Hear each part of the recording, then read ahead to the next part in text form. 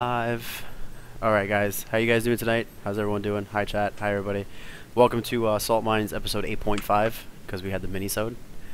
And this episode is going to be dedicated to Handshake Gate, if you guys didn't know. I'm kidding. It's about shots fired. We're going to cover the shots fired bracket. We're going to talk about basically what we did, how the experience was. Joining us tonight we have Emukiller. Hi. And we have Sora.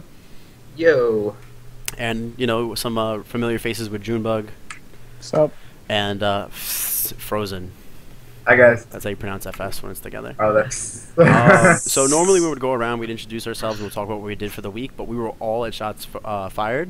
So let's just jump right into it. Like, go over the experiences, guys. Starting with Sora, because it was actually the first time I got to meet you and Emu and everybody. How did you enjoy it? Actually, even with the whole, unfortunate events that we'll be talking about, I actually had a great time. Also meeting Junebug and finally meeting drunk Junebug for the first time. And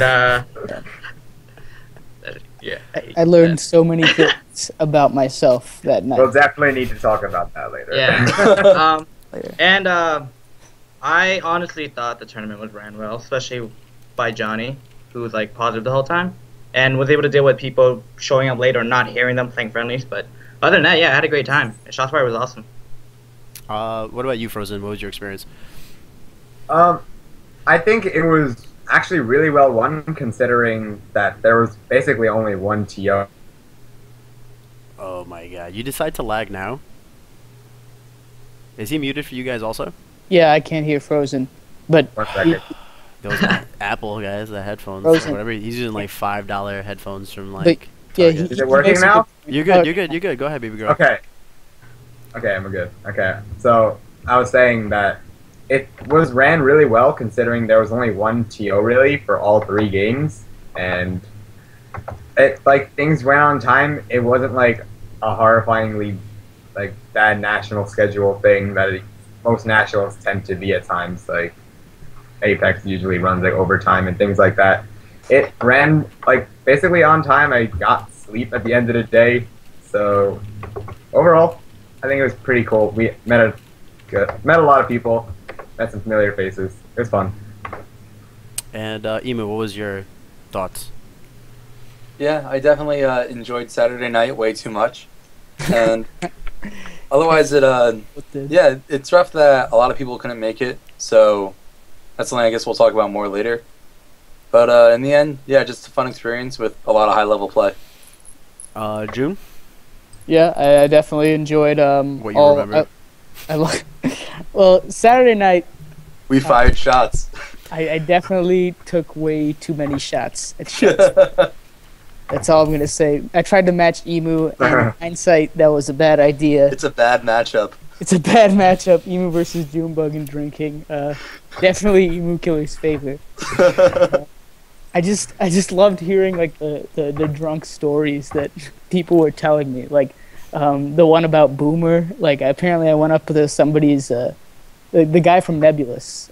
You went up to Gambit's girlfriend and called her Stereo Kid. You were good. Well, you don't know this part either. You don't remember this part for sure, and I didn't tell it to you.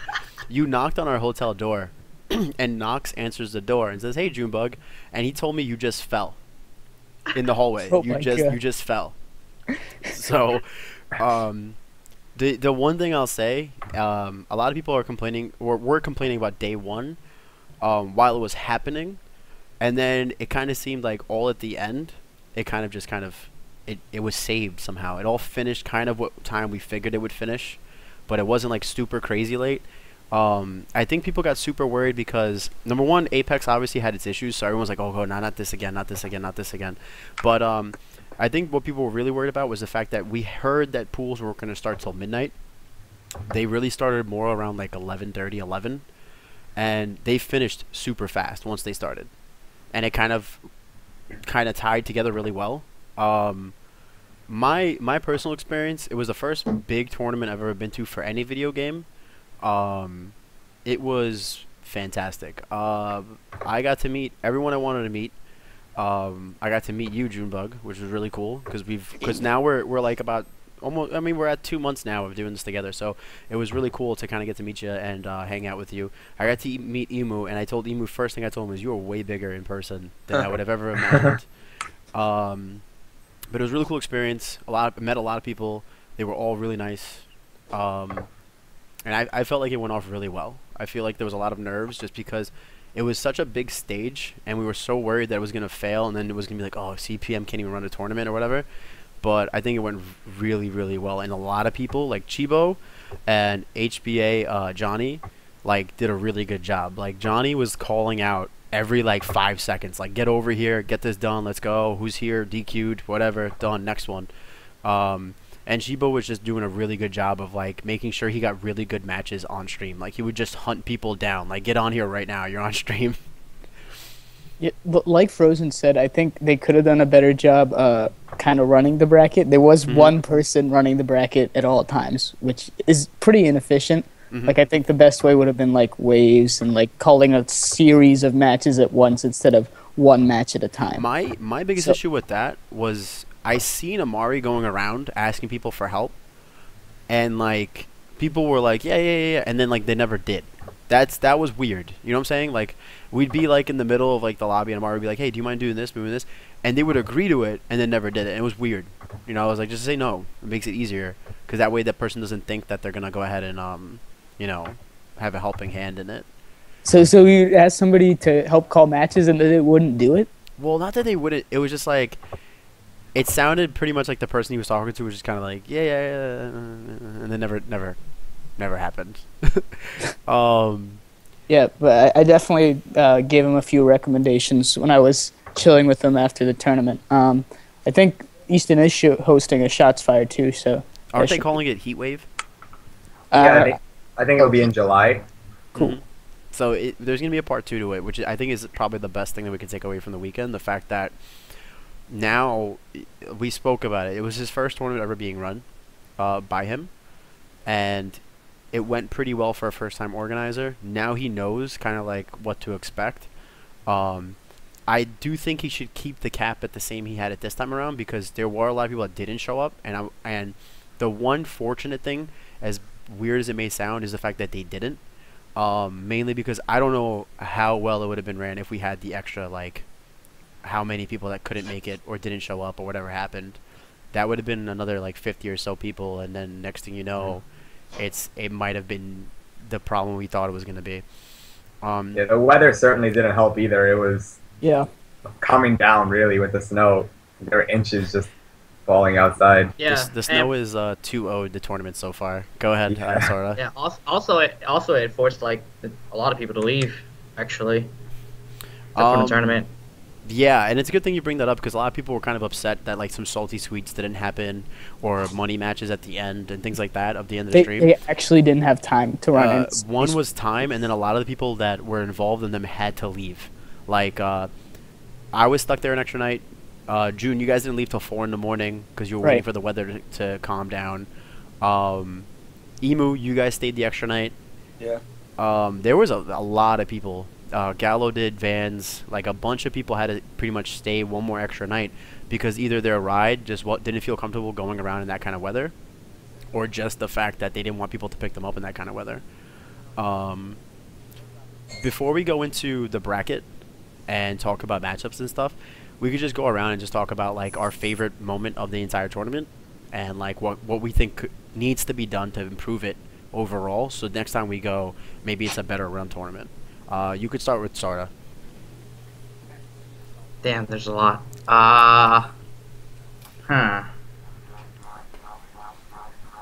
Either way I can pass on that?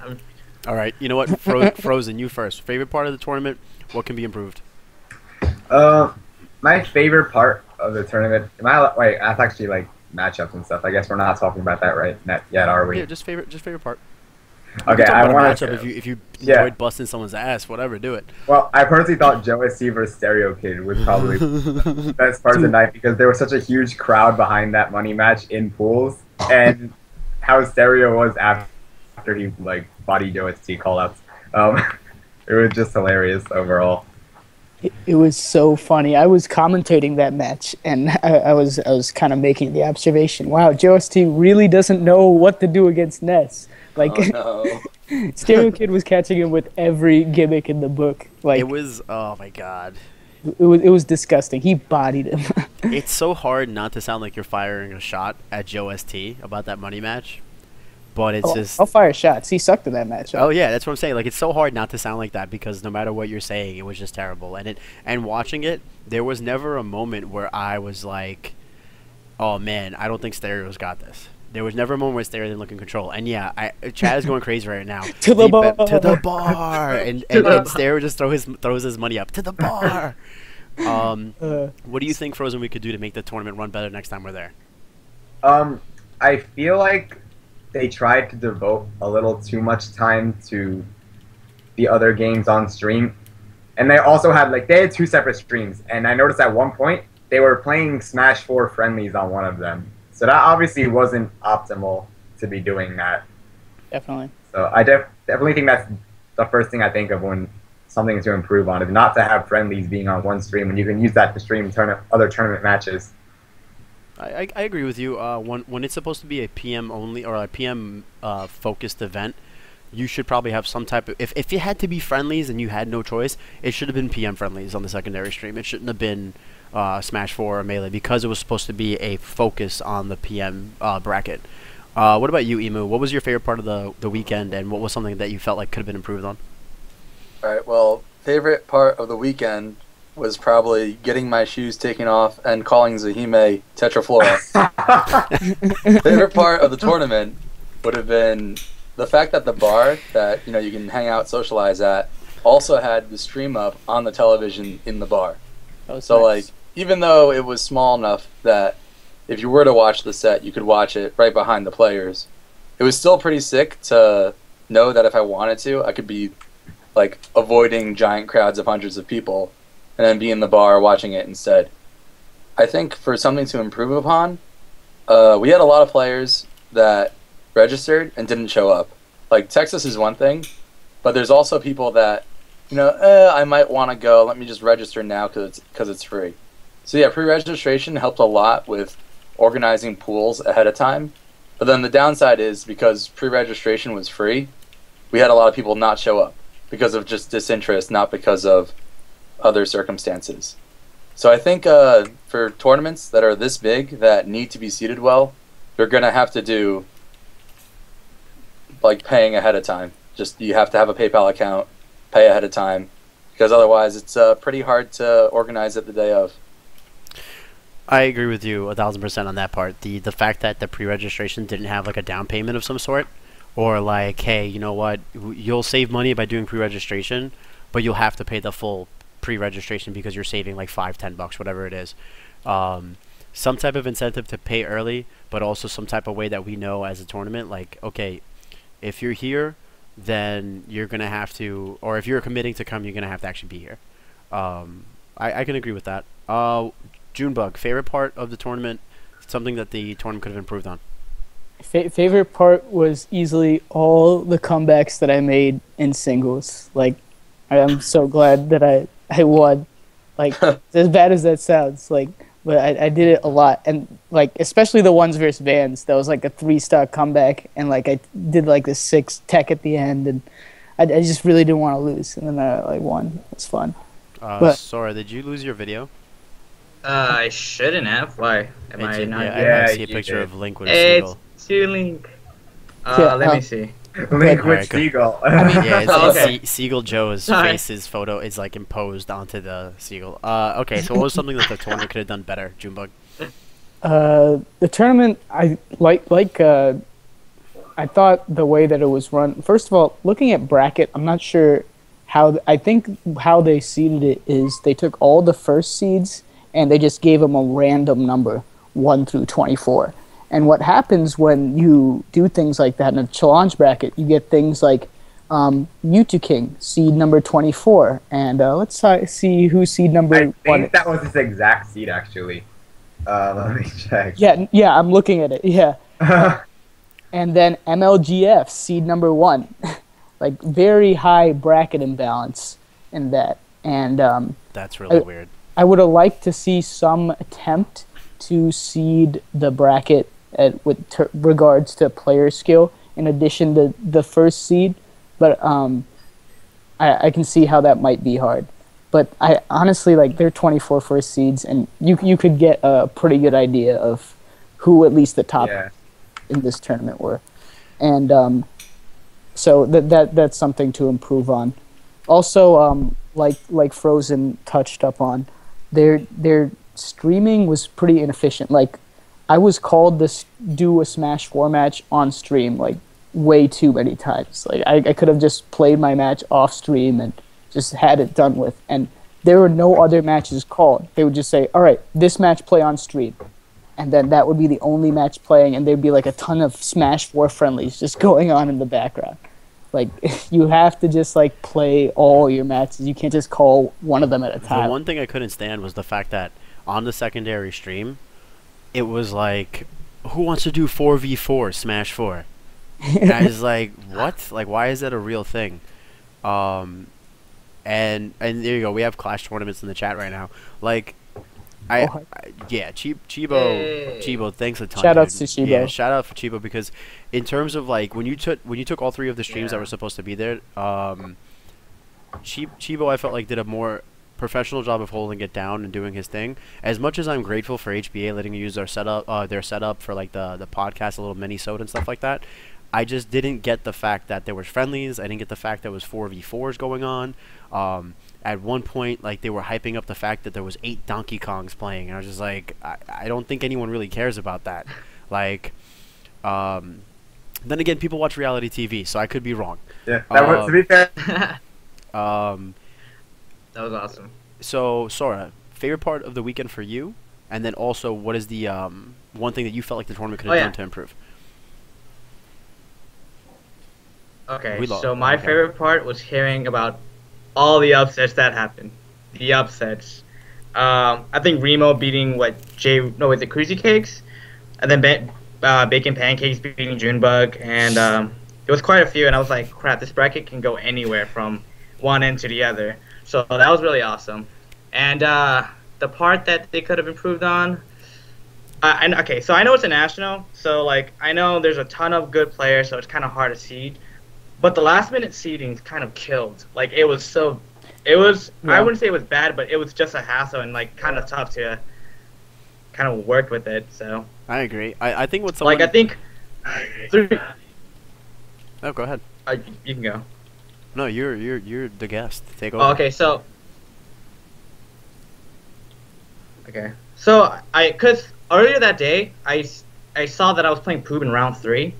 And then, like, I think a couple hours later, my bracket just totally changed, and I was playing, like, Mewtwo King round 3. So I was like, what is going on with this bracket right now? So, yeah, that was the only thing that I felt like I hated. But other than that, like, yeah, it was a really good tournament.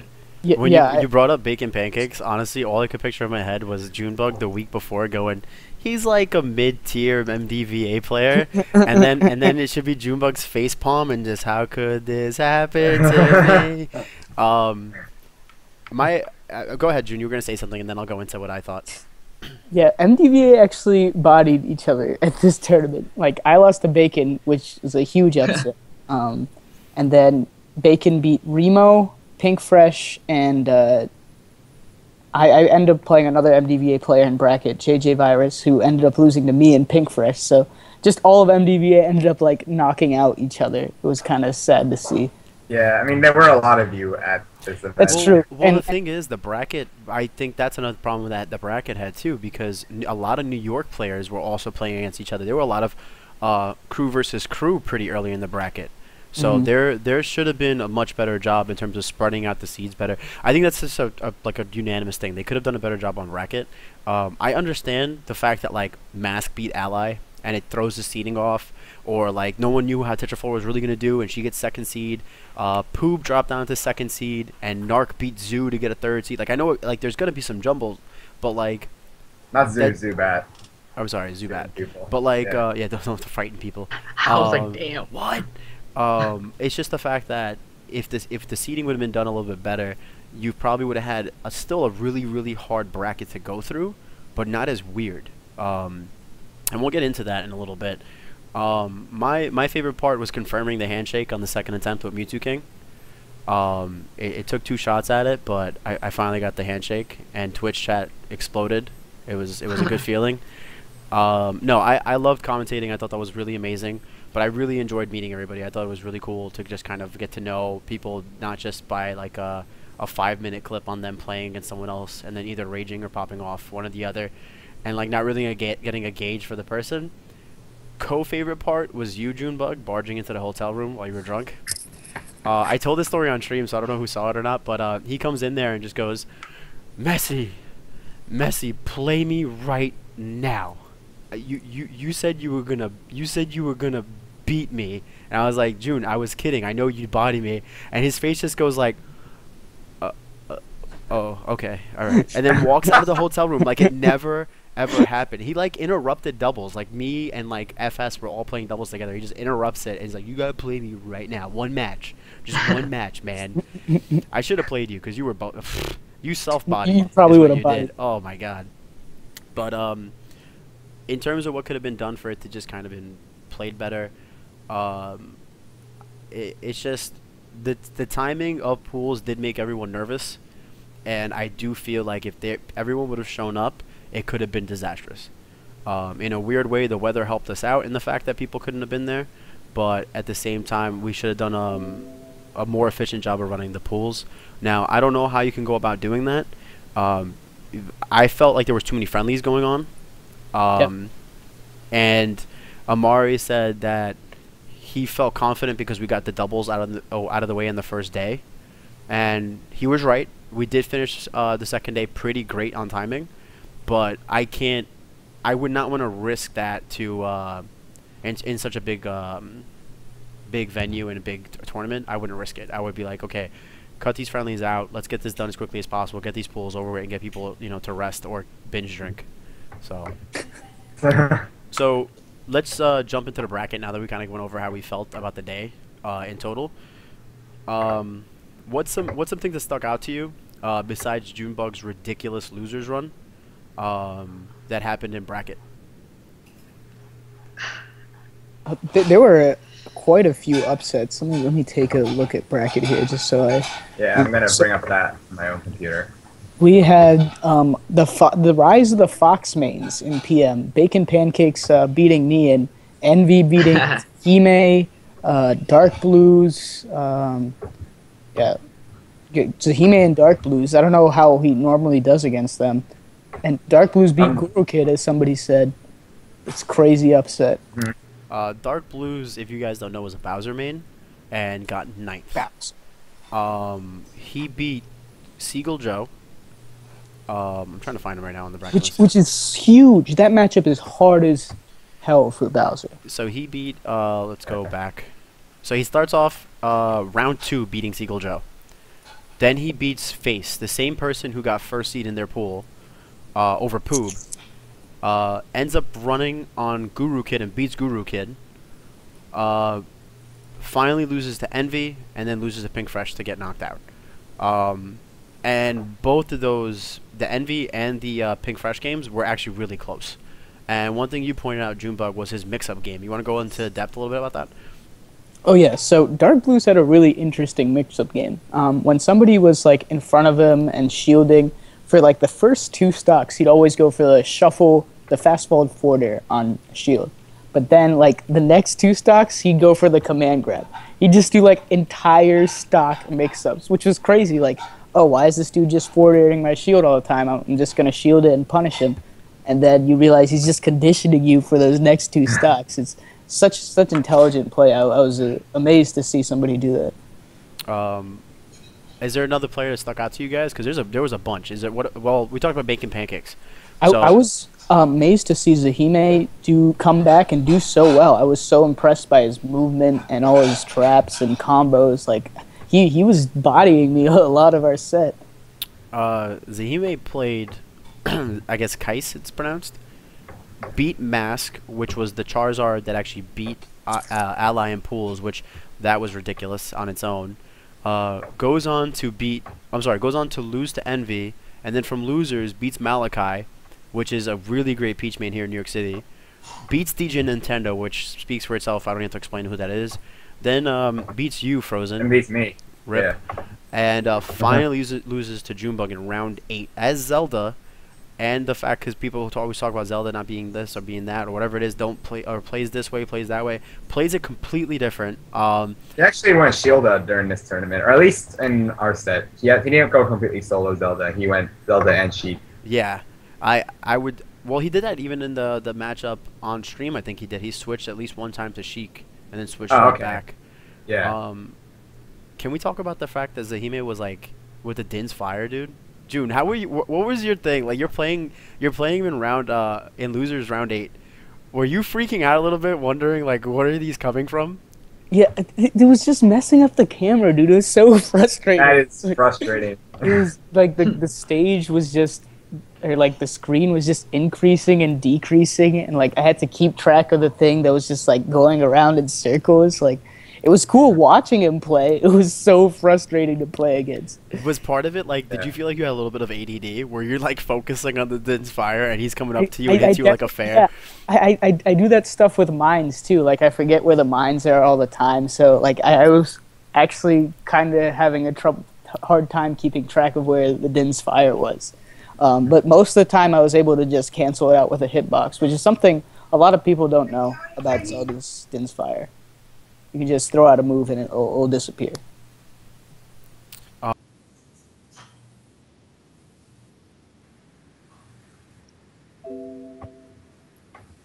Definitely.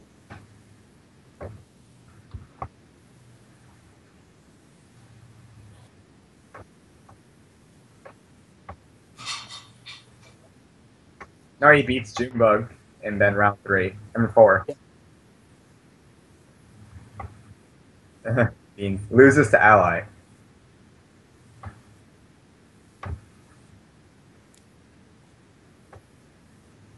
Yeah, apparently you can go first, Frozen. Okay, so Remo and I. Cutting off again. Oh yeah. Sorry, my mic cut. Got over my By the way, guys, thank you for all the donations because I'm actually getting that microphone really soon, so this will not happen. Did my mic cut out? No, it was mine. It was mine. Oh, okay. You know how I know? The whole entire chat just yelled at me. All of it. Oh, okay. So as I was saying about Remo, is that we fought round 1 and I actually ended up eliminating him 2-0.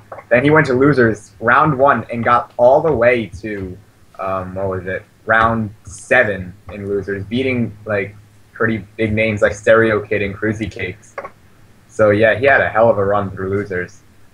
Yeah, Remo definitely one of the stronger players in MDVA. He plays like a interesting style Falcon. He doesn't play a lot of melee, so it's like it's interesting to see like the style of Falcon he developed for himself. Well, a lot of people tell me that the Falcon in melee versus PM feels really different. Like it's not as smooth, and you get into like different habits when you play melee versus playing PM Falcon. And that's like my best friend plays Falcon, so like I hear about certain things like that, and I feel like if you're a type of person that's never played Falcon before in melee and you decide to pick him up in PM, you'll definitely play in a very different style because he's much smoother. He does certain things easier, like because he's so dependent on like dash dancing. And joke is like when we talk about melee dash dancing, you feel like you gotta break your controller sometimes because it's such a rough input. So I could see how that carries over. I could definitely see how he like kind of adapted his own style to it. Footstool combos, bro.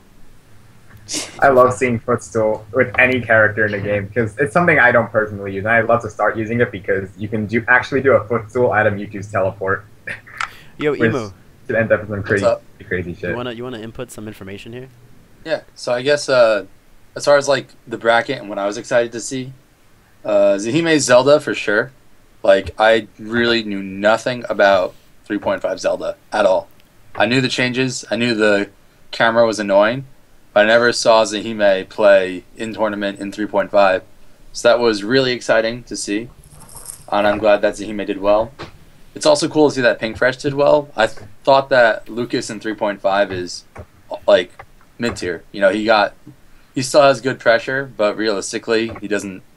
I don't know if he can keep up as well in 3.0. Yeah, but I'm also kind of curious, like Junebug, do you think that Pink Fresh had an easy losers bracket run? Because like. I'm like, oh yeah, he did well. And then I look at it, it's like, all right, Apollo is King DDD, right? Which is like for versus Lucas. I imagine Lucas can just body him. Yeah, And that's then he had a bad Dark matchup. Blues, who is like mid-level New York player, and then Bacon Pancakes, who's mid-level MDVA, but he lost to anyway because Fox.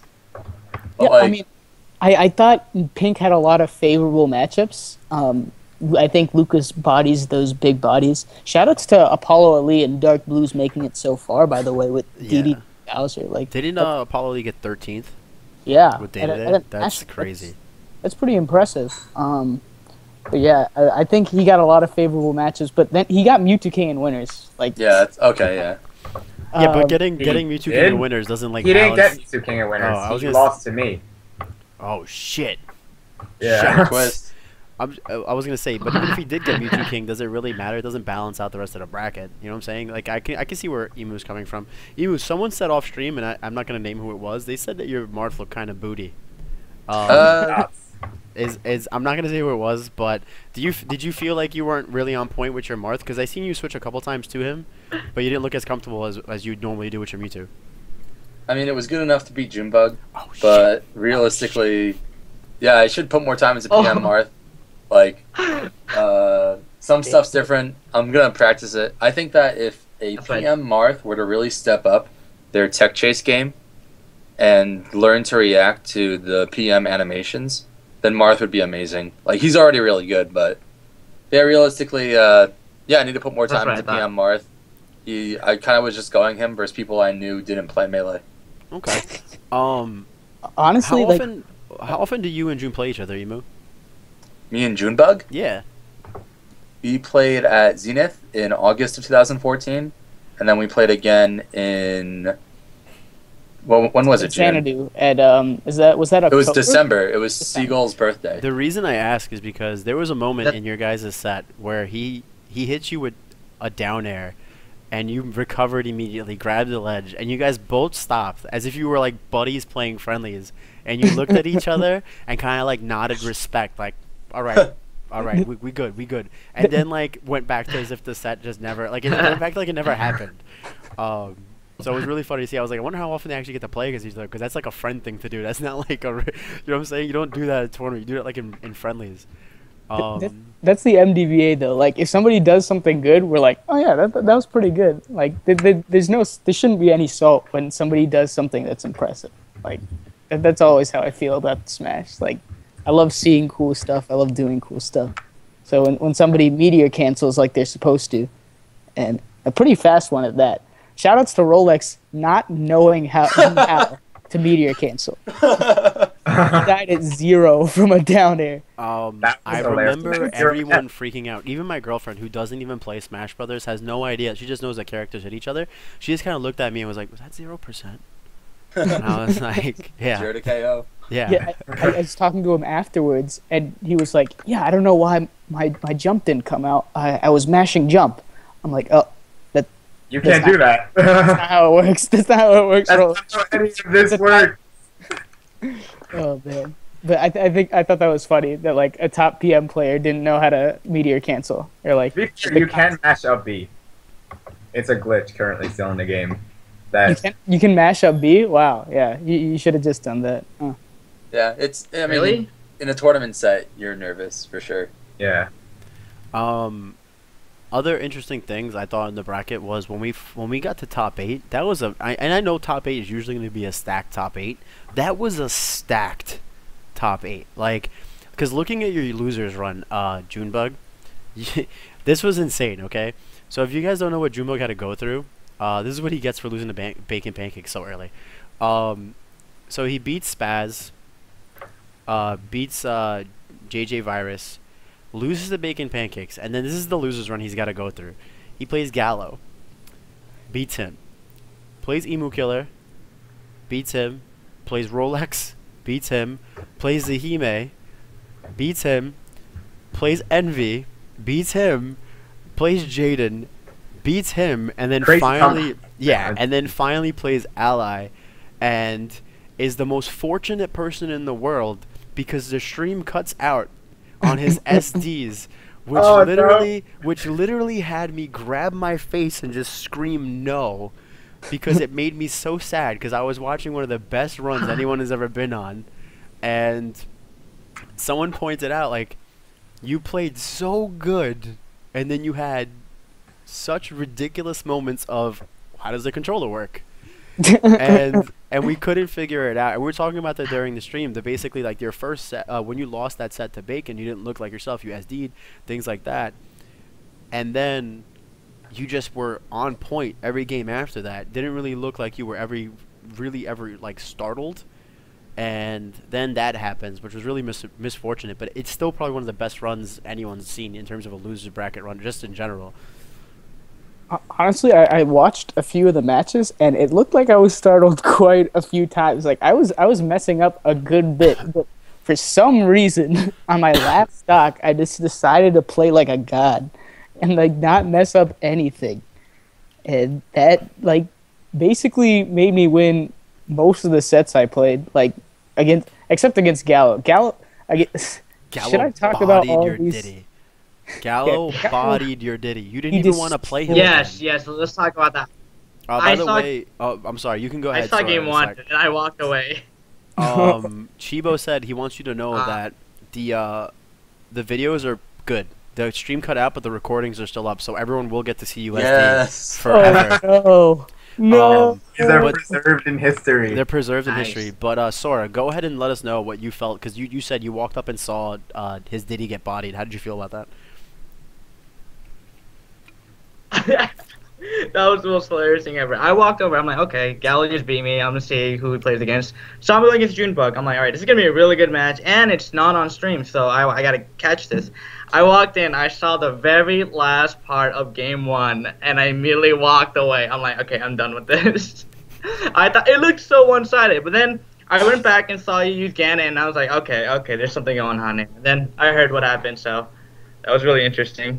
Get wrecked. I gotta take out my boy like that, June.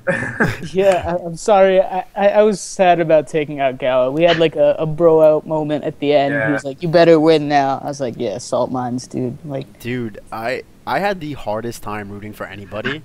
I would go up to Junebug and be like, "I'm so sorry, I have to root against you." dude, you were And- rooting against me most of the time. I Because was you were looking. playing, no. you were playing Shot, FS, shot. dude. You were playing FS. That's like I'm their adopted son. Like I can't root against Gallo. It's my dad.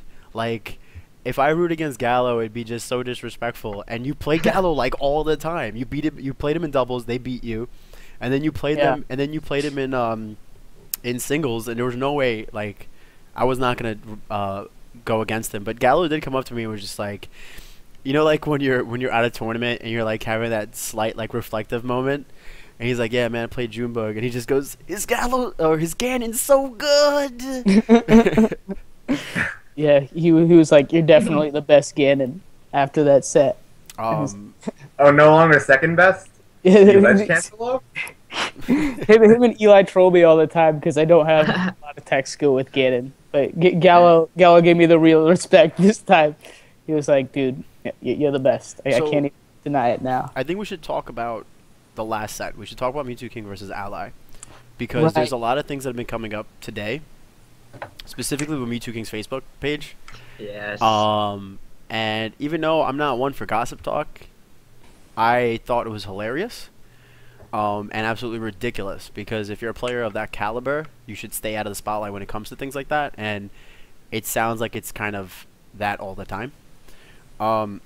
So Ally plays Mewtwo King. Ally comes back 3-1, takes the first set, and then beats Mewtwo King 3-1 in the second set and wins everything. Ally was a complete gentleman about the entire thing. And I know Ally has a history of being like a troll a lot. In terms of like, you know, he's just kind of always in that kind of mood. But like afterwards, he was very respectful. He just said, you know, that's just how I play. Like we were talking about the joking around about the forward smashes and stuff like that. He goes, you know, it's such a good move. Da da da. He gave props to everybody. Said he wanted to be in the States more, to play more tournaments and things like that, which is great because you want that kind of appearance from players like that to travel that much and want to be involved. On the other hand, and this is where it gets kind of weird, Mewtwo King just kind of came down and was just like, Ike is overpowered. Ally said he's overpowered. Armada and I think he's the best character in PM or whatever, something along those lines. This happens and that happens, but the thing is this, like, I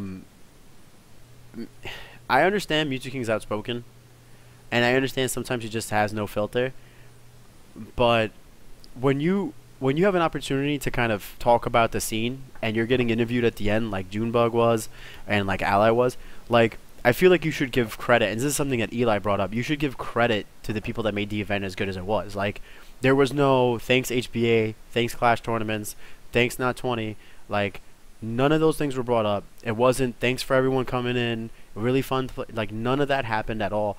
You mentioned, like, you brought it up, thanks to Mari, thanks to Griff, thanks to Def, thanks to this person, thanks for that person. You know, all this great job, Chibo. You know, and that's what I feel like is a lack in terms of just Smash in general, and then just a lack in the PM community. There isn't enough credit being given to the people that deserve it, and I think that's what gives us a black eye at the end of the day. Assess. Yeah, I definitely agree with that. In terms of a community leader, Mewtwo King, he definitely doesn't show the best light all the time. I actually, I don't want to get into the gossip too much, but he was on one of Ally's statuses. Ally, by the way, he's not that much of a troll. Like, he's online, like, he has big ego, but like, you meet him in real life, he's such a nice guy. Like, he just wants to help people. Like, he'll tell you advice. He'll like he's just a chill dude. Like, and Mewtwo King was arguing with him on Facebook, like, Ike is broken because I lost to you. Lucas is really bad now because I beat Prank Fresh. And I was like, dude, your thought process is so idiotic. Like, your opinion isn't the definition of the PM metagame. Like, you can't just say, oh, this is like this because this happened to me once. It's so anecdotal. Like, that's so dumb. And I'm sorry to call Mewtwo King out like that, but if you want to be a community leader, you can't be doing things like that. You can't be complaining about random characters or random nerfs and then just find, like, seemingly stupid reasons for those characters being bad and why he holds those opinions. But I'm getting it up for you guys right now. Just give me a second to kind of see what Ally's response was to that, to what Mewtwo King said and things of that nature. I mean, it's kind of ridiculous, mainly because it's almost to the point where you have to put him on for an interview afterwards, and I understand that because obviously people are going to want to see what he has to say and whatnot, and that's fair. But is it more detrimental to the game that when you know someone's just going to come out there and say things like that and kind of ruin the entire moment, you know, where you should be celebrating someone that just won? Is it worth putting him out there? Or do you just kind of go over it and say, you know what, I'd rather interview Junebug, maybe interview, like, the person who came in fourth because you felt like it was a coming out party for them and they did really good and all this other stuff, rather than kind of waste my time because you know what you're going to get out of it. I would say, to be like devil's advocate here, Ike is really good. Like, he is very good. I'd say he's top 10 in the game. But, like, Mewtwo King, I rewatched that set. The amount of times Mewtwo King fell for dash dance grab in that set, and the irony in that, like, he was complaining on Facebook, oh, all you do is throw out your ranged hitboxes and dash dance grab. Gee, Mewtwo King, that sounds a lot like Melee Marth, doesn't it? Yeah. He also had some stroke of stupidity where I guess he didn't know that Ike's side B wasn't automatic anymore. And you have to actually press B. Yeah, I said B, right? Okay. Yeah, you have to actually press the B button to hit with it. He thought it was automatic. That shows a severe lack of understanding in the matchup. And not just, and obviously probably not just that the character is really good. I'll go ahead and read out loud what Ally said because it's giving me issues with the screen raging. It says, anyways, since I can't post on M2K's wall about game stuff, but it's completely okay to talk about it on stream, I don't think Ike is broken. I only said he was top 5 because no one has really bopped my ass hard enough lately outside of Mask's Charizard and Armada's Fox. He is indeed darn good, but the way Mewtwo King spoke about him was a bit exaggerated. Don't start telling people he needs to be balanced when there's only one Ike player seriously topping around national levels. If you think something's broken, speak to the PMBR, not to the world. Shaking my head, and I don't think his side B is broken. There's a way around it, and you won't know if you don't use your head. Armada's the only one who understood. And then in Epic, he says, epic news. Mewtwo King did not know to press B in order to slash. He thought it was automatic. Fucking noob. Oh my god. Why do people listen to this fool? LOOOL. My only frustrations with it is what I said. You have an opportunity to be on the main stage. You have an opportunity to promote your game, and it might not be his game primarily, but you're there. And if you want to be like, you know what, I only play this game for the money, well, guess what? When the game is gone, because people like you don't want to promote it and make it bigger, you're not making money off of it anymore. It's gone, and that's partly to do with people like you. If you're not going to go out there and say good things about the event and turn people on to go there, but instead complain, this person is broken, this person's imbalanced, well, what does that tell a person that's just starting out? Well, I'd rather not play because I don't like playing Ike, and he's too good, according to Mewtwo King. I agree with you, Emukiller. He's really good. He is really good. But there were times where I watched Ike's get bodied. Like, Zahime was taking out DJ Nintendo's recovery by being smart enough to use Din's Fire behind Ike's invincibility frames on his up B and just ruining his recovery every single time. Yeah, Zahime JV4'd DJ Nintendo. Yeah, I watched JV4 stock DJ Nintendo. Now, and Zahime hasn't played. You know, and don't get me wrong, like, I understand he's very good, but so is DJ. Yeah, I think with Ike, it's that Mewtwo King's philosophy with the game is counterpicking with characters, and Ike has this kind of well-balanced utility set that he can handle a lot of matchups. He has the chain throws to handle fast fallers. He has the sword to handle smaller characters. So Mewtwo King wasn't able to counterpick Ike, and he didn't know the matchup because Mewtwo King, among a lot of other players, are afraid of dedicating a lot of time to PM. Like, I don't think there's a player out there that does well and isn't afraid of patches. That's it, you know? So a lot of the time, people that, despite doing well, they're not putting time into the game because they don't want to get too good too early and then the patch hits. But didn't we spoke about this at the bar. If you're the type of person that's taking this game to the point where you're trying to win money off of it, you're dumping so much time into the game regardless that it's not the worst thing in the world if you have to relearn a character, because you're going to play that game that long anyway because you're trying to make a living out of it. My thing is, if these patches were like a League of Legends or a World of Warcraft patch, that they happen very often, like League of Legends, when they released a new season, it was almost like every other week there was a patch to adjust and balance something. I would understand. But wasn't there nearly a solid year between 3.02 and 3.5? Yeah, exactly. It was 1 year. So, the fact that someone can't go out there, and especially someone that's supposedly this like next level, I understand this and do this, like a Mewtwo King, can't go out there for an entire year and just try to dominate and learn the game as much as possible, knowing that he's got, we'll say, 2 months of learning it to get it down on his level, and you have 10 months of just completely just garbaging on people. I don't get what the issue is. And I think Mewtwo King hasn't played much 3.5, to be fair. I don't know if he plays it much outside of tournaments. I know he plays a lot of Smash 4 and Melee, but I don't know if he's practiced 3.5, and because of that, he doesn't know a lot of those matchups. That being said, Ike, I'm going to just talk about Ike. Like, Ike, his edge guards are really good. His dealing with matchups, he destroys fast fallers. He's probably one of the hardest spacies counters in the game, just because if he gets an up throw, it can lead to death. Kind of like a Melee Marth almost. Or Zelda. Zelda, Oh, yeah. the window washer. The window washer, hey. But in addition to having good edge guarding, he also has a nice recovery. Not many characters can deal with it because he has that wall jump in addition to the attack mix-up. I don't know how to deal with it yet, but I think I've seen some people use the invincibility to like hit him out of the side B, but it's kind of hard to time because he has that wall jump and the attack option. So you don't know if he's gonna go for stage, go for ledge, go for wall jump and re-grab ledge. And I think one of the options you can do is go out there and like hit him with meet him halfway, like if he's coming at you, like hit him in the middle so he's forced to use his attack. Point out with Ike's up B that it doesn't actually have a hitbox when Ike is coming up, and when he's spinning around and the first I think 3 frames when he's coming down, there's no hitbox on the move. You can hit him out of that, and the light armor only occurs during the startup. It's not when he's coming down, so you can hit him out of that part. Yeah, Ally doesn't use up B though. He uses a lot of side B. I noticed he hardly recovered with up B. But Ganon's forward tilt and moves like that can knock him out of that. Mostly Ike's will use side B to recover. From what I've seen.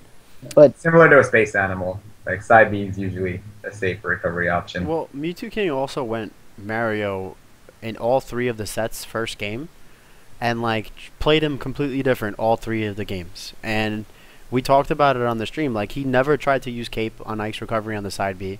He never tried to use it on the up B either. And you can cape both of those things. And Ally has a really bad habit of just like, I guess he's trying to cover like a lot of ground in a very small window. So he'll side B, do an immediate wall jump, and then side B straight on the stage again.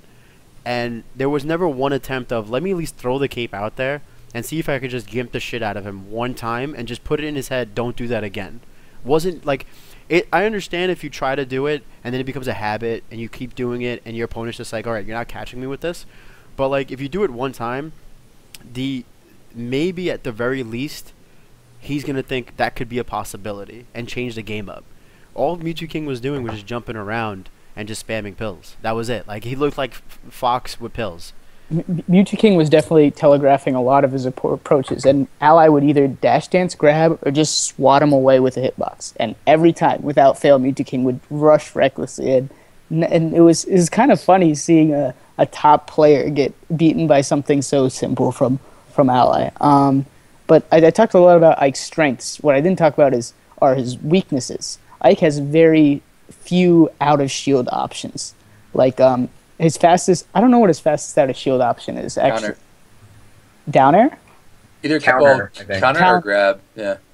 Yeah, which is a Very pretty limited. janky option. Yeah, like it's very limited. and he also if you notice him jabbing, like doing an aerial to jab, you can just crouch cancel it. Like crouch cancel jab it. And if you have a fast enough move, like a crouch cancel down smash, crouch cancel down tilt, Ike really doesn't have fast enough moves to deal with that. And you didn't really see a lot of players taking advantage of that. Like when Ally would just jab their I know I didn't, because I missed so many crouch cancel grabs on him. But when Ally would jab them, they wouldn't crouch cancel, or they'd miss their pressure opportunities on his shield and get shield grabbed or something. So I really think Ike is a very strong character, definitely top 10. But he has weaknesses, and I think if anything has to be toned down, it's his recovery. But his on-stage game is definitely beatable, and it's by no means overpowered. Mm-hmm. I hear people talk about side B a lot and how it... Oh my God, Frozen, please. How could this happen? Again? Well, Sora, go ahead and put your... Jesus. Sorry, go ahead, or Sora and Emu if you guys want. Go ahead and put your input. And I definitely want to hear what Frozen has to say on Ike himself, because obviously you're part of the DT and everything. And I believe Emu, you are also, correct? Yeah, but I just kind of like cry. It's like, Emu, can we nerf this about Mewtwo? And I'm like, please God, no, please don't. Not like this. And then Frozen says like, no, that's okay. Take all the blame on me. People are gonna run to me now like, why did Mewtwo suck? It's all your fault. It hurts. My prize money. Yeah. So as I was saying about Ike, is that people sometimes, I feel like they respect his side B and neutral a little too much. It's definitely a threatening option, but most characters in this game have at least a pretty decent projectile or a really good mobility specs to be able to handle Ike using side B a little too much if he decides to get a little spammy with it. It's not an unbeatable tactic. You can jump. It's a jump cancelable option, yes, but he does have to move forward a little bit, I believe, before he can do something like wave dash back. So there's definitely some kind of commitment to it. So chat is kind of freaking out right now, and it's because DJ Nintendo's in chat.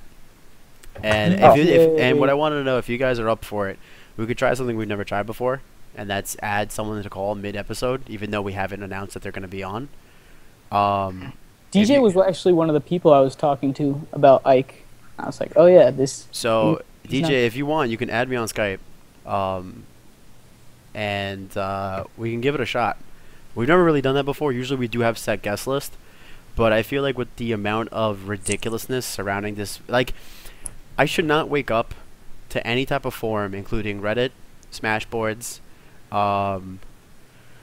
Facebook, Twitter, any type of social media, and see, oh my god, Ike is so good. Oh, and like it took away from the entire thing. So I really don't mind spending like another 5 minutes with DJ going over Ike, but while we're getting that set up, let's go on to some other things that happened during the bracket. Is there anyone you actually enjoyed watching lose? Enjoyed watching lose? Yeah, just do it. Just say it, please. Watching lose? Yeah. Oh, you guys are so shocked. Like, you didn't really see, like, one person Yeah, I you were wasn't happy. expecting that question, but hold on. Frozen, you've been known to fire shots out. All right. Rest in peace, Sethlon. We've seen you talk shit. God. So there's got to be. I'm sad it didn't come through. I really wanted to play him. You wanted the free money? Is that what you're trying to say, dude? That's messed up. Of course. I'll say not enjoyed, but I'm glad that I saw Poob and Stereo Kid not do well, because Wow. they did really well at Flex Zone, and I couldn't tell if I sucked or if brackets are very volatile because of matchups. Yes. So yes. National brackets Why are did you some of the just- most volatile things. Oh, let's talk about who I hate beat brackets. Seagull My Joe. bracket sucked. Seagull Joe? Let's talk about Seagull Joe lost to Dark Blues and Emukiller. Yeah. He lost to Seagull beat me like week 1 of Did you go 3.5. Mewtwo? Yeah. But Wow. Seagull beat me week 1 of 3.5 and was like, "Yes, I did it!" Yeah, I was like, 3.5. It's new. All right. Nizza, being the hometown favorite, wants to talk about your bracket, Sora. What about your bracket? Like, how did you feel the tournament went for you? Oh, Was there anything that maybe really kind of screwed you over? okay. So I played Nazo first, and besides Gully, he was kind of my only Sonic experience, so it was kind of new. But I actually did a lot better than I expected, because also Marth can just like wall out Sonic just heavily with his fairs. After that, I think I had to play M2K. Yeah, you did. I'm pretty Looking at the sure. bracket right now. He was either round 3 or round 2 for me. But that was actually an interesting match, because it was basically Melee Marth versus PM Marth. And game 1 went really well. I think I did a 0 to death from to start off. And then, no. I was actually really mad at him because he did not take the stage pick seriously. He brushed it aside, and I'm like, dude, I'm trying to take this seriously. I'm trying to beat you. But he kind of just like, yeah, I don't care, whatever, which got me annoyed. But it was close. He 2-0'd me, but it was like last stock both games. So I think he's beatable in our range, so I hope I can play him again. And then losers, I ran into Gallo, and he's like, I'm not letting you beat me this time, and kind of pounced me game 2 and 3. So that was a really good match, actually. So I'm glad he won too. So he deserved it. He was playing really well against me. So, and other than that, it's pretty much how my bracket went. So.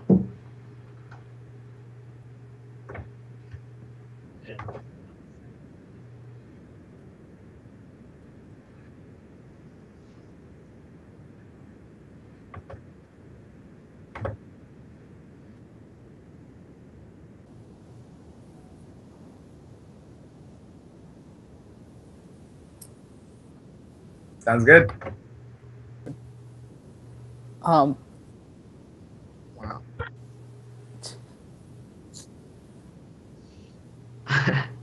Hola. Yo, what's up?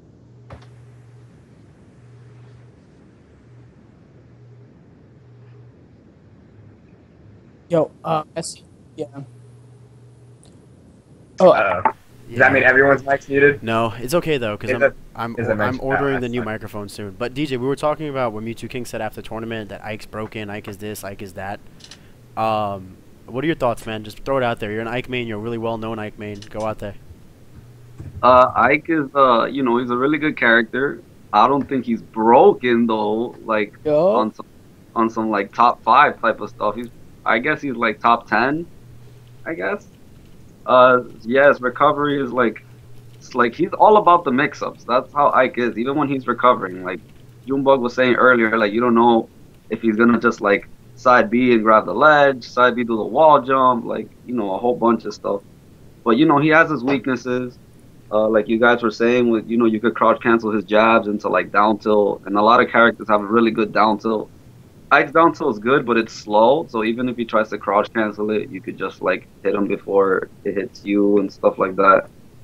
And about Ally though, like Ally, I feel like he could be way better, but he has to improve on 2 things: his combo game and fighting against like the melee characters like Spaceys, because I feel like he fights other foxes and he like almost loses like every time, but then like I fight like a whole bunch of Spaceys and I just like consistently 3-stock them. We talked about it at tournament too. We were hanging out a little bit, watching some of the matchups, and we talked about how Ally just somehow always hits these forward smashes. And I feel like there's going to be a tournament where those forward smashes aren't going to hit, and he's not going to get those early kills. And then exactly what you're talking about, his combo game wasn't exactly crazy strong. He was just capitalizing on really not, I don't want to say lucky, because he definitely did a great job reading some of the stuff, but he definitely got a lot of forward smashes that maybe wouldn't have come through, and he could have really lost some of those games. Yeah, the thing is, he's like, I see he like uses a lot of F smash, and the thing is, like, he gets a lot of them also, because of course Ally is really smart. He gets a lot of good reads, but then a lot of them it's like really, like this person really got hit by this, because he has the intimidation factor. He's the best Ike. And he's amazing at the game, so of course people just sometimes just run into that stuff. Like he just charges F smash, and then you have enough time to avoid it and punish him after, and people just still get hit by it. But then, like, say, if I was to use F smash in a certain situation, I usually get punished for it because I don't have that intimidation factor. Because it's like, okay, I'm like second best Ike, but still, I don't have what Ally has, which is that, and it sucks. Yeah. Do you think that Mewtwo King just was just over the top salty and just probably shouldn't have made those comments? I like helped him out a little bit in Grands, because I told him, because he was like, just switching characters like a million times. He didn't really know what to do. But what he should have did from the very beginning was pick Marth, because I believe Marth does really well against Ike, and if he practices that matchup, it's gonna be a super rough time. Yeah, for Ike to win, because he won one of the matches. Now banning is like really important. Like a big reason why I won a lot of my matches is because I'm really good at banning stages depending on the character that I'm fighting. And Mewtwo King left Green Hill Zone on, so then Ally could just go back to it again and fight his Marth there. And he should have never, he should have banned the stage pretty much. And he actually almost pulled off the upset on that stage too, which was kind of crazy because he got a couple like down throw to dunks with the Marth. And you're right, his Marth looked really good, and I was surprised he waited so long to pull it out.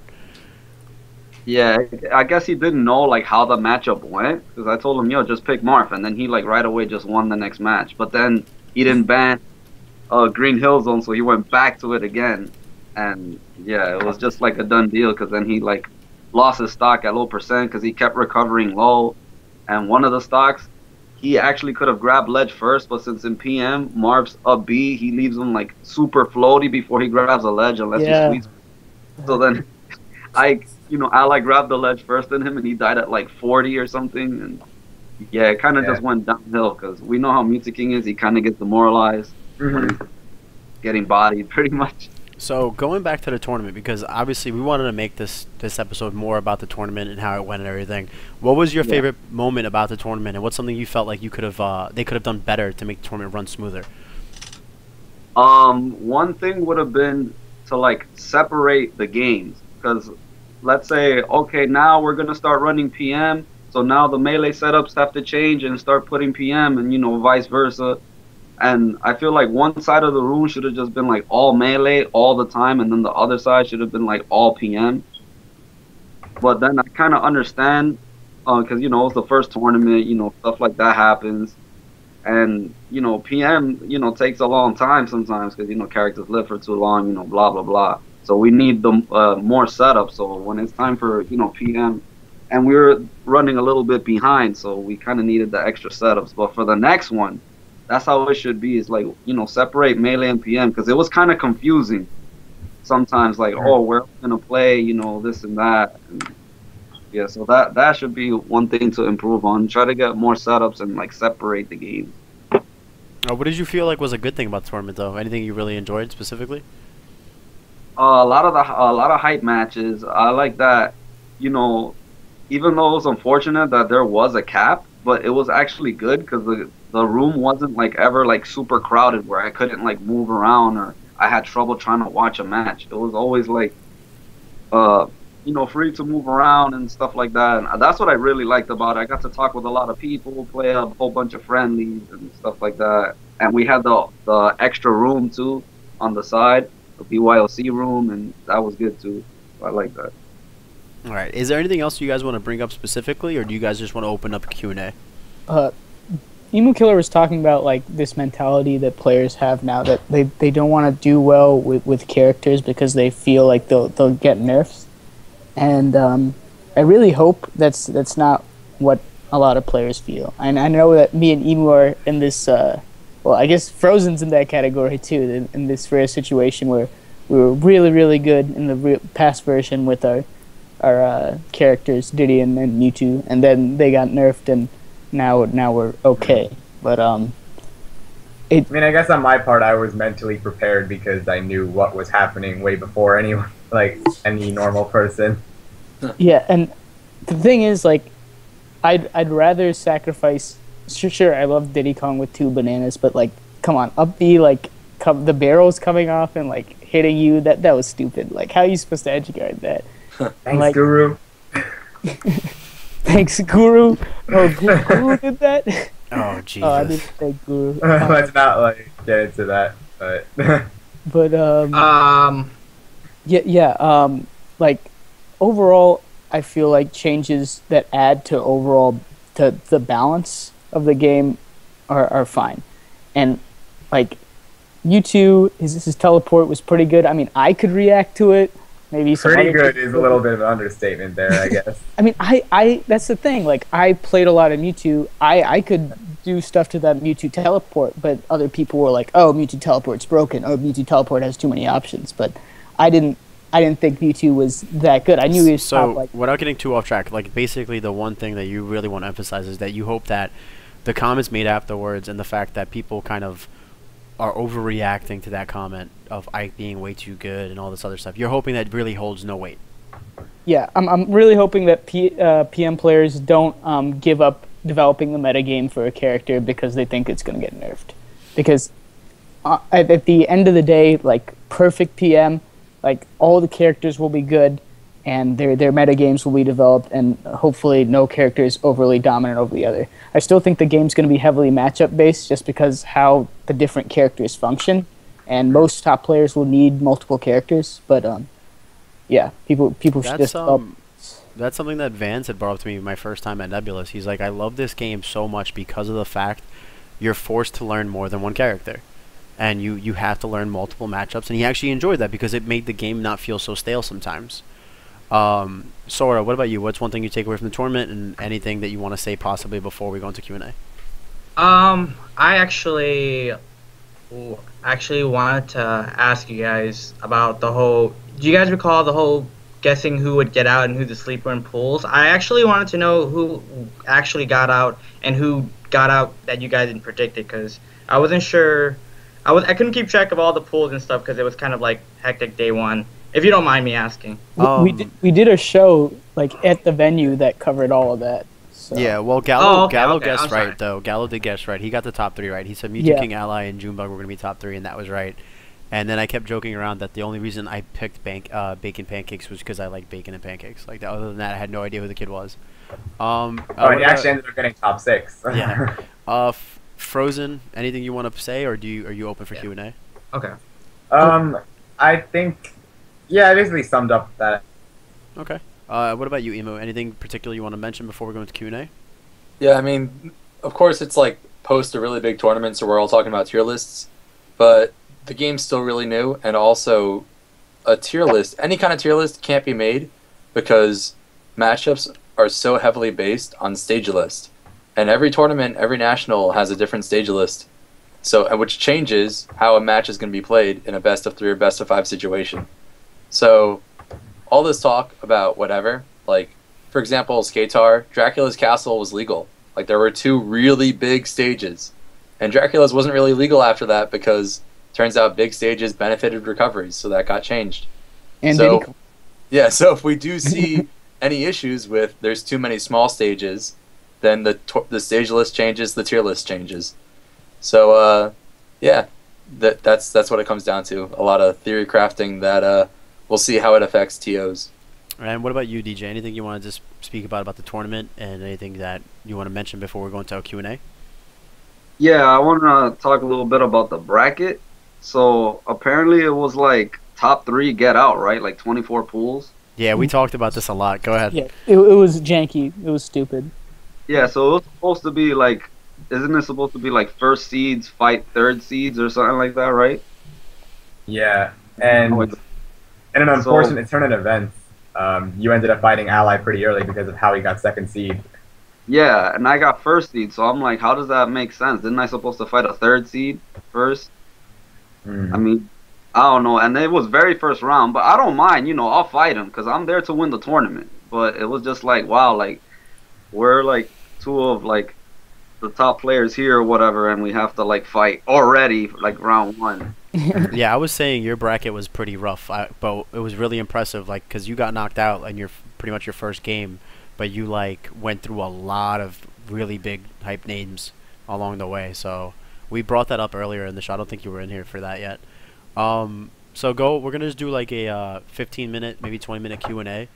Try to keep the questions around shots fired if possible, because I feel like we do want to bring the most attention possible at the tournament, because it was a humongous moment for PM. I think it was Chibo had mentioned that we actually broke the 5,000 viewer mark for the grand finals, and that's a small step. 5,000 viewers is good, but I feel like we can definitely do better in terms of just as players making sure that everyone knows, like, hey, tune in, make sure this is going on, go ahead and go crazy on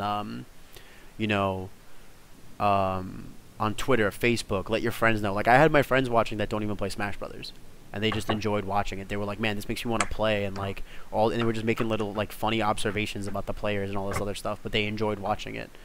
Niza wants to know who are the top 3 players that impressed me, or you guys in general.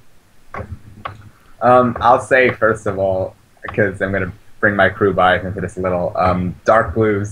We already went over this a little bit, but he's mid-level. I'd say maybe a little above average Bowser player from New York City, who usually doesn't really place like top 4 at Nebulous or anything. But in this tournament, he like just stepped into another gear and actually ended up getting 9th, tying with me and Remo and Rolex. So he put on a really good show.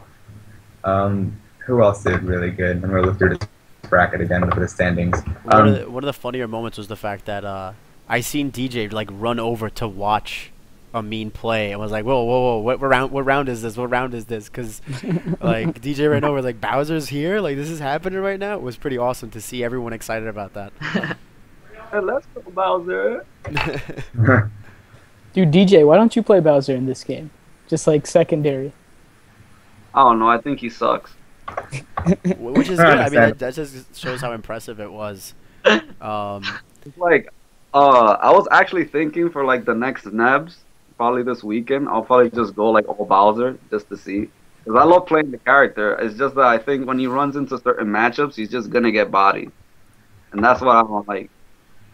Yeah, I think Lucas is one of those matchups, which is why I was also really impressed by Dark Blues. But the thing is, he could have did so much more. Like I have to teach him all the stuff that I know about Bowser, because there was so many times where he could have just did way better against Pink Fresh in that matchup. But he was kind of like playing too much of like PM Bowser instead of utilizing some of the Yo, things. he had that. He had Yeah. that. Yeah, like some of the things that Melee Bowser does. Like when I watch other Bowsers play, like whether it's Melee or PM, I'm just like, oh, that was a claw. Oh, he should have forward tilted. Oh, he should have did this. So if he had some of the stuff that like I taught him, he definitely would have won that match and did way better in the tournament. But I'll teach him all that stuff. Yeah, you gotta hit him up on Facebook. A really good question. It was from Plap. He said, would Texas coming, which actually changed anything? I think, yeah, dude, the bracket was Definitely. so stacked that like you couldn't go around without running into like a crazy player, like a player that's supposed to be there to win. So I think it would have made the bracket even more hectic, because it was like after round 1, it was just a complete shit show of big name players playing each other. Let's see. I I would also like to wanted see to see Texas Frozen get versus Athlon. That would have been hype. Yeah. I would have also liked to see Texas get buffed. Dude, Frozen just doesn't care, man. Frozen's just like, I'm just gonna say Shots things. right now. Yeah, Speaking I of like don't. Reeves not showing up, where is SoCal at any of these tournaments? Like y'all talk so much shit, Yo, but East never shows Coast up. versus West Coast crew battle. Dude, yes, we need to do one of those. A really big question, which is a smart question, is what do we think about a PM only national? If you I don't guys, think it can happen. why not? Go ahead. So I was thinking about this too. Like, yeah, this tournament was really hype. What's the next tournament I'm looking forward to? So with Apex, the reason everyone's there is because all the Smash games are there, and that's how you get every player to show up. So the thing is, there are some people that are only going to travel once or twice a year. So for there to be a PM national, it would have to piggyback off of a Melee or Smash 4 national, because realistically, to try and get 500 people there for a tournament that isn't hosting Melee or Smash 4 as the main game, it's not really going to happen. And the downside is all the tournaments that are big enough, like Big House or Evo or Apex or CEO, that they could include PM and everyone shows up and we have a big PM tournament. They're trying to be professional by not including PM right now, which it's weird. So I don't know. I'm like hoping there's a Genesis 3 or something that includes PM. Like some kind of way that we can get all the top Melee players, all the top PM players to all show up at the same time. But it's going to be tough to do unless it's Big House or Genesis. I could agree with you on that. I think that the focus should be right now, if you do want to do a national that's centric around PM, that's fine, but you need to have the other games. I think it's more likely to get PM only bi-weeklies and monthlies, and that's something we've talked about a lot and we're trying to figure out right now. You know, like I've gotten in contact with a venue or two about doing a bi-weekly here in New York City just for PM. But I feel like bi-weeklies and monthlies are the way you build hype toward those, and then you could do a national. You just have to have the other games there and just say it's PM centric. You'd have to also have some decent pot bonuses for all the games, or else people aren't going to show and travel out to it. So we've talked about it in chat, me, Junebug, Nizza, and a couple of other people, Frozen, and one of the things we talked about was a possibility of starting, you know, a big salt mines like national, and using the great amount of space that we have in Nebulous, and using like a Kickstarter or some type of thing like that to actually raise pop bonus money, because I feel like there's enough people that want to see PM played on the biggest stage possible and would love to help make the pop bonuses way worth it, because obviously, like we mentioned, where's SoCal? Well, SoCal's not going to travel across the country and pay that crazy amount of money unless they know they're going to make that money back if they win, and make it back really good. So, you know, there's a lot of possibilities we have. We just need to continue to have people that are going to be on the forefront of that. Let's see. But I think it's possible. I just, like, you're right though. You'd have to invite everything. It's got to be a full, every game's got to be there kind of thing. I think what was it? What the Fox in Tennessee is not doing Smash 4. They're only inviting Smash 4 will only be there for friendlies. They're doing PM and Melee. Both of the games are going to have about $1,000 pop bonus, depending on the entrance. If 220 people show up, they'll do $1,000 pop bonus for each game, and I think 600 for each for doubles. So that's a pretty, and it's, I mean, it's in Tennessee. That's the thing that people were saying, oh, it's in Tennessee, it's in Tennessee. But at the same time, it's like, that's in the middle of the East Coast. Like, people can travel to that the same way people were coming up and coming down to Easton. So it's doable. You just have to kind of plan it out a little bit further out. Is anyone here going to Aftershock? That's a question from Phelan. I was looking into it. Do you guys know how expensive buses would be from Virginia to Not Texas? worth it. Not worth it? Okay. Well, never mind. What the fuck? Okay. Whoa. Let's see. Sorry, just going through some of the questions. Yeah. Oh, so someone I mentioned who can't was go. the best Pikachu at shots fired. Jiggles for life, though? Jiggles for life. Like, this kid came out of I nowhere. guess for luck. The MDVA randoms, though. Did you guys get to see him play against Ally? Because I actually watched the last MDVA? game of that. I watched it. Um, Yeah. Yo, didn't Ally look complete? Like, Ally almost was 3rd seed, dude. Yo, the thing with Ally though is that I see him play so many matches, and it's like he barely wins by the skin of his teeth. Like whenever I see him play anybody, I'm like, yo, this is crazy. This Pikachu's about to beat him. Like, are you serious? Like, and then he lost to the guy who plays Charizard. I don't know his name. Matt, yeah. And he told me that he's never played a Charizard in his life. I'm like, damn, you've been playing PM for how long now? Right. Yeah. Yeah. He has a really strong, like, composure factor and a really good, like, clutch factor. Oh yeah. Because a lot of players would blow it in that situation. He learns really quickly. That separates him alone from like 90% of players. Just the ability of him to learn habits. Here's a good question, because a lot of you guys were in doubles. What do you think of the team composition in PM doubles? And then someone asked what we felt about doubles in general. That was probably the most. I loved seeing the doubles coming up to the grand finals. I thought the grand finals were weird as hell because there was like SDs left and right. Rolex Yeah. Game and Watch. Rolex looked the Game and Watch, like what? Like there was a. There There was like a Mewtwo was just crazy. spamming up smash. Yeah, there was like the grand finals weren't as hype. The games leading up to grand finals were really really good. Like you guys, Pink Fresh and Junebug versus Gallo and Frozen. Like that was such a good set. Like everyone was That was a good freaking set. out, and Gallo and Frozen almost brought it back against Mewtwo King and Rolex. Took it to Then game S- 5, and it was like the best counter pick of a stage ever because there was no wall jump from Mario's up B, and it was like so depressing to watch. But it was such hype games building up to it, and then grand finals was kind of a letdown because there was so many SDs. Like you're watching these top tier players, and everyone's deciding, you know what, I'm just gonna side B with Ike and side B with Fox off the stage and just see what happens like for the rest of the game.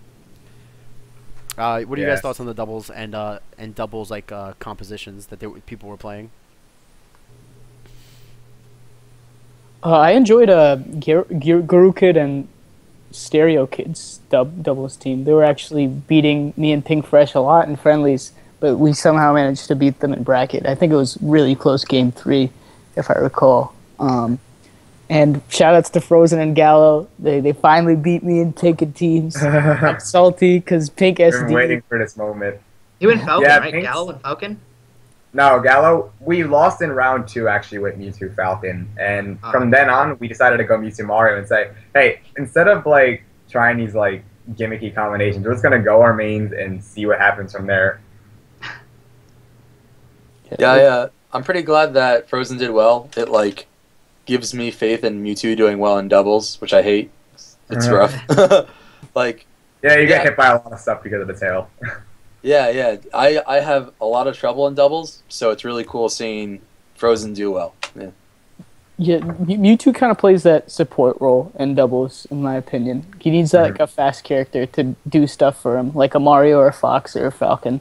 Yeah, that's what it always feels like. If you team with a Snake, then you get Emukiller and Rolex versus me and Pink Fresh. Yeah, it's just like, oh, we're getting killed. Yeah. And we can't help each other. Up throw C4 is a really cool Apollo gimmick. Ali's asking me what I thought about commentating on the big stage for the first time and what I learned. I learned chat really loves it when I make homoerotic comments about your beard. And I also just learned that it was fun because what I would do, and I mentioned this on a post because someone had mentioned it, every time you talk, dude, I just tried to listen to what you were saying and learn the game as it was happening. Because I am a relatively new player to PM, so like anytime anyone mentioned anything throughout this weekend, like when I had the like 2 minute conversation with DJ, or like when I would talk to like Gallo or whatever, or even like listen to Junebug talk, anytime anyone spoke, I just sat there, listened, and absorbed as much as I could, and I took that information that I've got from you guys, and I try to project it the best I can to everyone that's watching, because there's a lot of people that are watching PM streams and maybe don't know the difference between a melee player or a melee character versus him in PM and melee and things of that nature. And it was a ton of fun. Like, I think Chibo was so amazing, just the fact that, because I seen when you told him, Junebug, you were like, hey, get Messi on here, and I seen Chibo look at you and go, who? Like, who's a Messi? What's that? And you know, he threw me on there and absolutely loved what we did together, and like was so cool about it. He's like, he's like, you're gonna do top 8 tomorrow, don't leave early, like all this shit. And he even let me see, like, who do you want as your top 8 partner? And I was like, well, if I can't get Junebug, I want Apollo, because me and Apollo had met at Nebulous earlier in the week, and he was just such a cool guy, and I was like, this will work out great, we'll bounce off each other a little bit. And me and Apollo had 2 memes on Twitter that went around, with the one of Rolex dancing, and that's so ally. And That's so ally. like we had memes going around. Let's see. Question was, do you think a lot of That's awesome. underdogs did well because of bracket luck? Should we be looking for an alternative to double elimination tournaments for stacked brackets? That's actually a really good question. How else would you guys want to play a stacked bracket, though? Yeah, I feel like.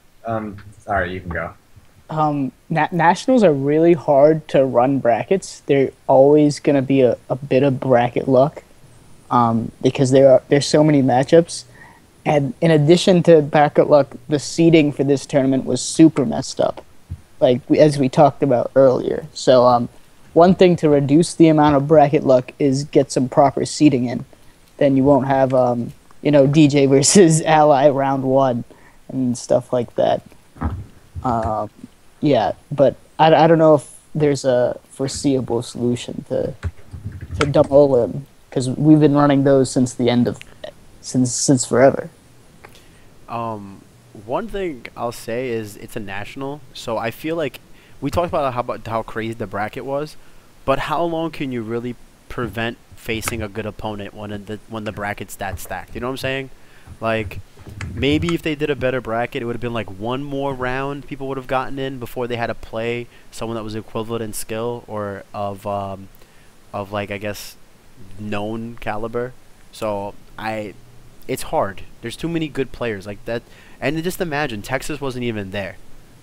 Like, there's such a huge chunk of just really good players that weren't even involved, and it was still crazy hype for more than just top 8. Like, there was some great matchups everywhere. In addition, like, there's so many matchups. We keep saying this. So many matchups in PM, and players that don't necessarily do well in their own region, like Dark Blues, seem to be doing better at nationals. Players like Bacon Pancakes, like players that seem to, like, the players in their region know their matchups very well, but this new region, they're playing players that might not necessarily know. I agree. Yeah, like, people do not know every matchup yet, or they don't have an answer for every matchup yet if their character has bad matchups, and it changes the bracket drastically. We saw Mask make Ally get 2nd seed, which, again, we have to give Mask 1st seed. There's nothing we can do about that. Or we see Zahime or other people lose to Fox because maybe they don't have the melee practice to handle the Fox matchup. So I think more than seeding, it was the game's young, and people don't have an answer for every matchup yet. So the way you have less upsets is have better players. Yeah, I'll agree with that, and I think it's good though that happened though, because we keep talking about like where PM is going. Are people playing it? Are people trying to get better at it? Do they even care? And then this wave of like mid-level or whatever we want to call them players came in and placed really well, and I think that puts heat on the top players to be like, yo, you got to keep doing what you're doing, or else you're gonna get caught really quickly. I don't see any like crazy questions that are really, Yeah, I see everyone like tagging each other. Can I throw in a question? Yeah, go for it. You just mic'd it up? Okay. For who were all of the? Well, I know the bracket being second on, but who are the like players that gave you guys the worst time? Obviously the ones that you guys lost to, but even the ones you guys won to. So, just curious. I mean, Emu. Emu was my closest bet. Aw, thanks. It was. Who gave you the hardest time, Frozen? Who gave me the hardest time? Even is someone you won probably- against. Even someone I won against? Well, I wouldn't say my bracket was necessarily the most difficult. I did play Remo round 1, who was a Falcon player, and I usually had like a pretty poor history versus Falcon players. At Xanadu, I did lose to Darkflame, but I somehow got over that cringe and managed to win game 1 pretty solidly. Game 2 was really close on FD. I was down like 100%, and he had 0. And I got this really nice 0 just because, well, it's Mewtwo on FD, and you can do anything on that stage. Yeah, that was a pretty hype set for me. Oh wow, you beat Remo. I didn't see that. Good stuff. Yeah. What about you, DJ? Was there someone that gave you a hard time even if you beat them?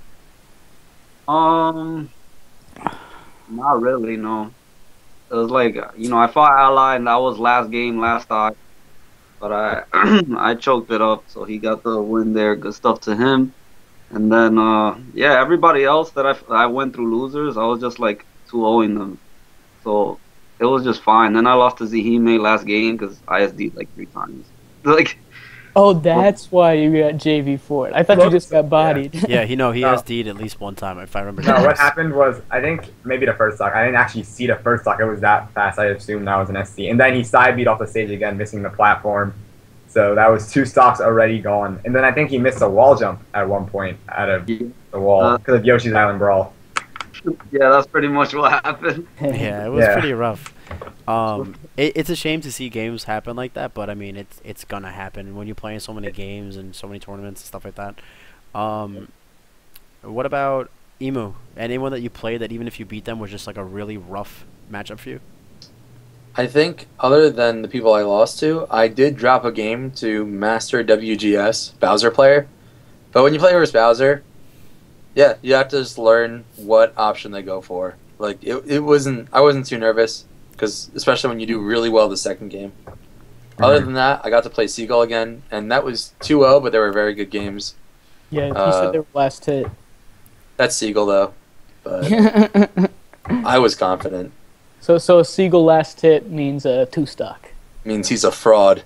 Wow. No. Yeah, they were And- good games. They were good games. And what about you, Junebug? Someone you played against that just you didn't like? You're like, I'm glad I got through that, or maybe you just lost him. Was like, I should have beaten him or anything like that. Any tough matchups? I mean, I just said Emu, but Emu? Oh, yeah, that's right, I'm sorry. I thought I should have beat Ally. Like, I went in with a really good game plan, and then I just played so bad. Played ass. Aw. I SD'd a lot of times. All right, so I think we're done with Q&A. I think we're wrapping up this episode. So, yeah.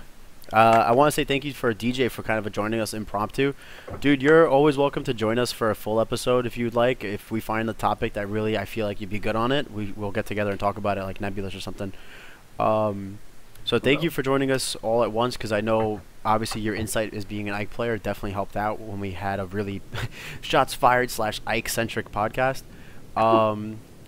Thanks for Sora, and thanks to Emu. You guys, like, it was kind of last minute, but you guys came through. Showed up and really did a great job. Thank you for answering all those questions. But I think we're done.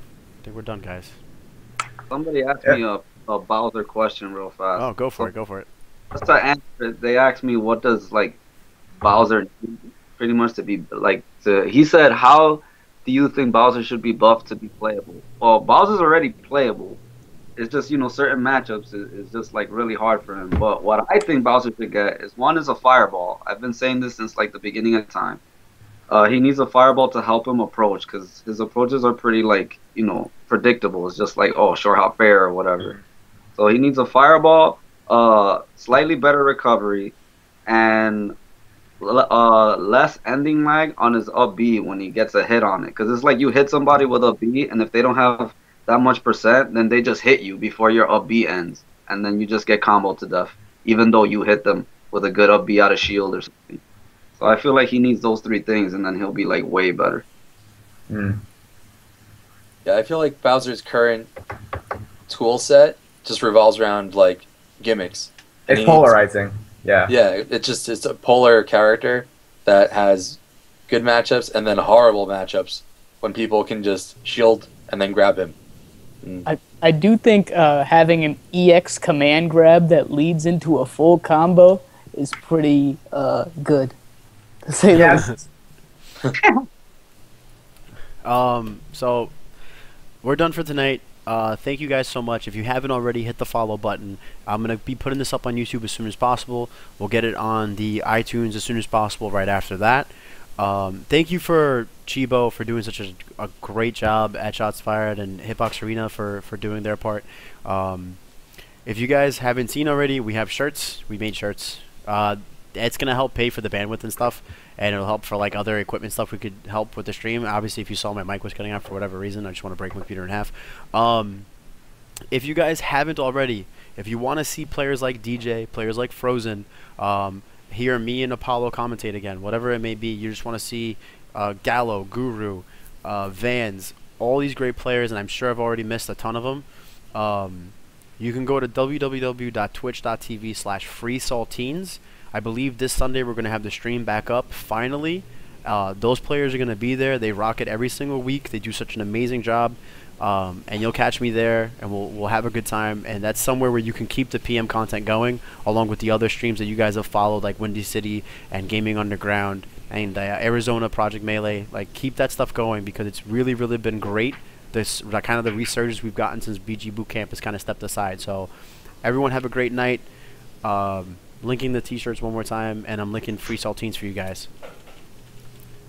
Alright, thank you. Peace. Later, guys. Later, guys. All right.